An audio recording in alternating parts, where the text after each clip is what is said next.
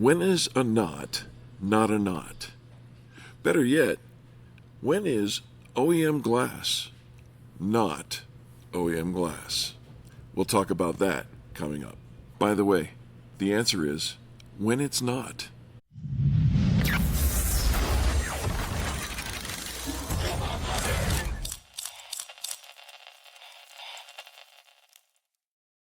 Hello, everybody, and welcome back to another episode of the Airing of Grievances. My name is Eric Raymer. That's Robert Grieve, and as always, it is our honor to have you join us. Thanks for taking time out of your day to join us for ours. Robert, happy Saturday to you. Happy Saturday to you, my dear friends. Happy Saturday to you. It's good to be here with you today. Yeah. Welcome back. Yep. You've been busy. Been busy, real busy. Yeah, well, that's good, because I know that means you're helping other people out there. And hopefully this video will help you and motivate you to want to share this to somebody else who may or may not need this information as well. I started off with a little joke, when is a knot not a knot? And the answer is when it's not. That's a dumb joke, but here's one that's less facetious.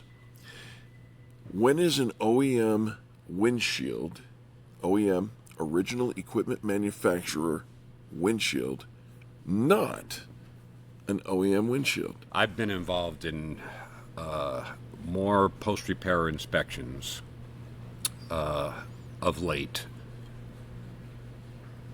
that are incredibly complex. I think we have 3 on the premises and 4 more in the works. Yeah. And I've been noticing some anomalies. Okay, and anomalies, you shouldn't need to notice anomalies if the repair's done properly. The paperwork that you're presented as the final bill should reflect what was done to the vehicle. That's reasonable. And if you've ever heard any of my videos, you know that I suggest that you are an active participant. Yes. Meaning, when the shop writes their estimate and you agree to the repairs, that if that estimate changes, you want a new copy of the estimate each time it changes. So you're aware of what's going on with your vehicle. Sure. And as you read those, you may not be familiar with reading them, but you can always ask somebody for help. We have a video on how to read your estimate as well. And there's certain things that you want to just take at face value. I have an example here of some paperwork from one of the post-repair inspections. Yep. And it says clearly on here, windshield, Toyota, without rain sensor and without hybrid. Okay. What would that lead you to believe?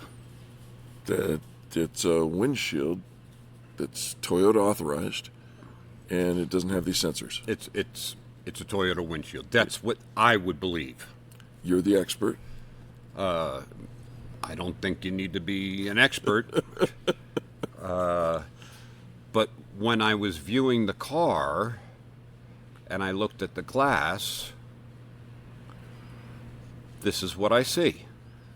Okay, now I'm looking at something that says Pilkington. Yes. Now, is that a different spelling for Toyota? It's a longer one. Must be the English translation. Who's Pilkington? Pilkington is a glass manufacturer. Okay. And this particular glass manufacturer does make windshields for Toyota and Lexus. Okay. But they also have an aftermarket division that makes glass that is not branded with the Toyota Lexus emblem. So let's see what the difference is. You'll see that this one says Toyota. Oh, yeah. And Pilkington underneath it. I see that. Forgive the quality of the daylight reflective situation in this video, but yeah, clearly it says it's a Toyota made by Pilkington. Oh, this is much better. Yeah. Yeah. Well, here's a Lexus one. Made by Pilkington. Made by Pilkington. Yeah, sure. Got it. So, if it just says Pilkington, it is not necessarily made to the same exact specifications as a Toyota or Lexus by Pilkington. Okay, so many questions. There are a lot of questions. So, glass is glass, isn't it? Not if you're in the glass business. Not if you're in the glass business. No. There are, you'll notice this one. Yeah. This one says acoustic on it. This windshield is made to such specifications that it also drowns out road noise. Now, maybe you don't care about that. I do. I do. But Lexus and Toyota make agreements with other manufacturers. Sure. Okay? In the case of radiators and AC condensers, it's Denso generally. Okay. And Denso makes exact Toyota parts by exact engineering specifications. For each model, for each different vehicle. Yeah. Depending on the engine and how much air goes through. I don't know all the ins and outs. Okay. But I know that Pilkington or Denso cannot directly sell you a Toyota or Lexus branded radiator or windshield.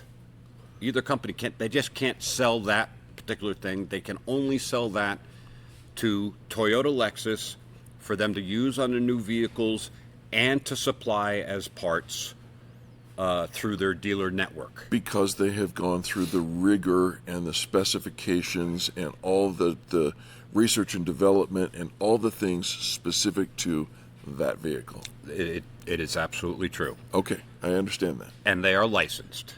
So they can only sell them to Toyota and Lexus. Yep. And the only way you can buy one is either buy the car that it comes in. Yes. Or buy the part through the dealer network. Understood. That's the way this works. It clearly says Lexus on here. Yes. And the other one clearly said Toyota. Yes. But also said Pilkington. Right. Pilkington, whatever it is. But if it's just Pilkington, it is not built to the same manufacturer standards. So the glass might be thinner. That is one of the things that I came up with when I was researching this. Gotcha. It could be a lot of different things. Mm-hmm. It could be a lot of different things. You're talking about the clarity of glass, the thickness of the glass, the reflection of the glass, the acoustic values of the glass. And those things matter because? In today's vehicles, most cars they have ADAS cameras looking through them. You watch your foul mouth. Yeah. What cameras? Your lane keep assist, and in the case of Subaru, they have 2 color cameras looking through there that are looking at the road lines and signs and traffic lights and tail lights and all of that. So it's part of your advanced driver safety. It is. Systems. It is. Toyota's very clear. If you have ADAS systems, you're to use OEM glass. There it is. And if you don't use OEM glass, you use some other variation. Yeah. There's going to be a variation. We don't know what that variation is. I had an aftermarket glass in a car that I bought. I bought it and it had an aftermarket windshield in it. Oh. And the window wipers wouldn't work properly on it. Because it had a little kind of wave to it, when the window wipers would go across, it would clean like Parts of it. Yeah. Wow. So I put new window wipers on it, thinking it was the wipers. No, Yeah. it did exactly the same thing. It was the glass. So in the case that we brought up at the very beginning here, and you showed us the estimate that said windshield Toyota, And it wasn't? It didn't say Toyota on the glass, and that's how you would know. And it's going to be the same thing whether you're driving a BMW or any other, whatever your brand name is, that's what you want to see on the windshield in most cases. And this goes to perhaps the expectations that you have, not just about the original, but about the repair that's taking place. Right. So, and this is really the most important part of the conversation. If the expectation is you have a Toyota glass in there's some things on that estimate you're going to be able to tell are accurate, and some things that you're not going to be able to tell. You're going to need an expert to take a look at it and validate it. Sure. But you should inspect what you expect. And an easy thing is this thing says Toyota glass. Yep. And you can go to the glass and you can see it's going to say we pulled up pictures of what your glass should have marked on it. You don't need an expert to tell you that. Right. You can clearly see it. Yes. But again, there's other things on the estimate that you're not going to be able to validate. And we've seen some other, in some of our other videos where, the estimate says we put in this little structural piece that holds an airbag, but in fact we didn't, and we didn't even fix it and paint it. So, and again, that's a safety item. Right. And, let's just call it anomalies. Okay. But you can call it whatever you like, and if you want to put it in the comments, that'll be fine. Someone, somewhere, probably has a PhD in BS. And if that's the case, be sure to write it in the comments. Yeah. No, I just want, again, I want to help people through these post-repair inspections of what we're seeing, that what the guest has no idea about. Right. This is what the bill says. This is, and probably at the bottom, somebody paid that. Yep. And if it was the insurance company that paid it, they paid it on your behalf. Right. So it's you in the end, and it's your vehicle, and you get to make the decisions. And if that estimate got changed and they sent you an estimate and it said aftermarket glass, I would expect you to call and clarify that and find out maybe how much different is it to put in factory glass? Right. And does my glass have safety systems attached to it? Yep. And if it does, doesn't the manufacturer require that? And advocate for yourself. Yeah, and one of the best tools that you have at your disposal is our Airing of Grievances playlist right here on YouTube. So make sure that you check that out. There will be a little thing on one of these sides up here, I think it's over here, that will talk to you about where to find that playlist and educate yourself, right? I mean, that's us help the you. point. Yeah, that's the point. Yeah, and if you have questions, you're always willing. People reach out to me every single week.